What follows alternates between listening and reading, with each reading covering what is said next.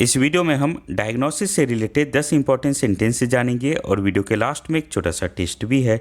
Diagnosis का मतलब होता है रोग की पहचान करना या निदान।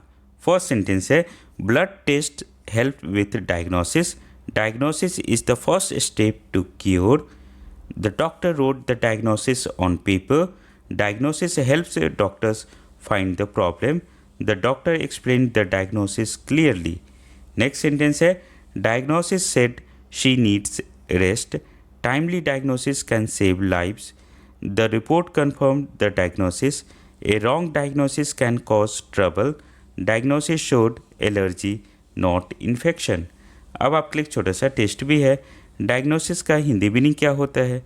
दो ऑप्शन है, दिखावा या निदान। सही आंसर वीडियो के कमेंट सेक्शन में बताना है। इसी तरह के और भी वीडियोस के लिए हमारे इस चैनल को आप सब्सक्राइब कर लो। All the best for your upcoming exam.